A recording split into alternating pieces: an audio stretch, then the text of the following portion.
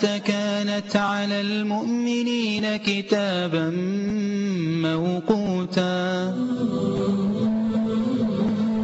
إقامة الصلاة تحتاج للخشوع. الخشوع يعني ده أهم حاجة، روح الصلاة. والإنسان يعني الخشوع بالنسبة للصلاة كالروح بالنسبة للجسد. لكن أنت تتخيل حضرتك جسد بلا روح يعني ميت. طيب صلاة بلا خشوع برضو جسد يعني كأنها جسد بلا روح. فربنا يرزقنا وياكم جسد الخشوع. بكل خطوة كم حسنة؟ أيوة أنت 10 حسنات. جزاك الله خيرا، اللهم امين. يبقى بكل خطوة 10 حسنات. تاني حاجة يحط عنك خطيئة. ده تاني حاجة. ثالث حاجة يرفع لك درجة في الجنة. يا رب ارزقنا وإياكم الجنة يا رب. رابع حاجة الملائكة تدعو لك وتستغفر لك. الملائكة خد بالك، الملائكة لا يعصون الله ما أمرهم ويفعلون ما يؤمرون فدعاء مستجاب. يدعون لك ويستغفرون لك. خامس حاجة تأخذ أجر المرابط في سبيل الله في الجهاد. هذه خامس حاجة. سادس حاجة تاخد أجر الحاج المحرم كنافلة. أجر الحاج ليه؟ المحرم كنافلة. سابع حاجة ولا ثامن حاجة يكتب كتابك في عليين. في عليين. اللي بعدها أنت زائر الله. أنت زائر الله سبحانه وتعالى. بعد كده تنال الرزق الوفير. تجد النور التام يوم القيامة. قلنا عن مسألة النور مسألة يعني ربنا يا رب يجعلنا وإياكم من أهل الأنوار. تجد النور التام يوم القيامة. آخر حاجة أو آخر حاجتين يتلقاك الله عز وجل ببره وإكرامه. يتبشبش لك كما يتبشبش الناس لغائبهم. ربنا يرزقنا وإياكم يا رب اللذة والنعمة دي. آخر حاجة يدخلك الجنة. أنت عايز أكتر من كده؟ طب بالله عليك بعد ما تسمع ال11 ثمرة ديت حتى لو ما كنتش سمعتها قبل كده نفسك ما تفرحتش للصلاة؟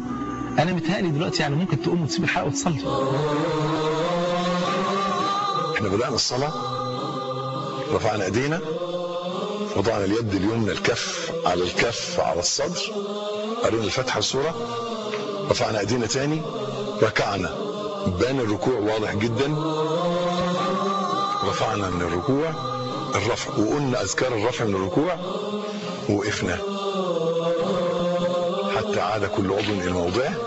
نزلت الايدين في جنبك، او الشيخ ابن باز وبعض العلماء يقول ارجع الايدين على الصدر، ارجع ايدك جنبك، وبعدين هنبدأ ننزل للسجود. كنت بقول اخوتي وانا احبكم في الله ان الصلاة معاني، اسرار، مش حركات، مش تمارين رياضية، مش اداء واجب ونخلص. عايزين نصلي. قال رسول الله صلى عليه صلى الله عليه وآله وصحبه وسلم: أول ما يحاسب عليه العبد يوم القيامة الصلاة، فإذا صلحت صلح سائر عمله، وإذا فسدت فسد سائر عمله. هي كده، إذا صلحت صلح سائر عمله. لو الصلاة اتظبطت كل الأعمال تظبط.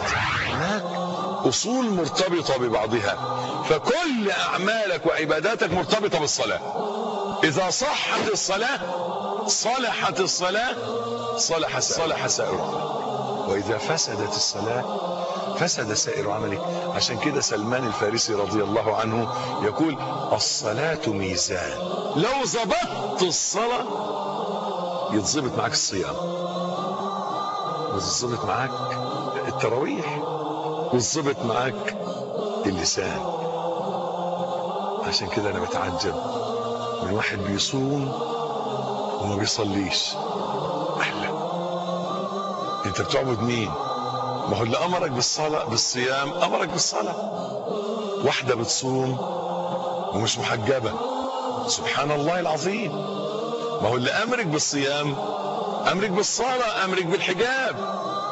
إذ أتؤمنون ببعض الكتاب وتكفرون ببعض. قال رسول الله صلى الله عليه وسلم: لا خير في عمل يؤخر عن الصلاة.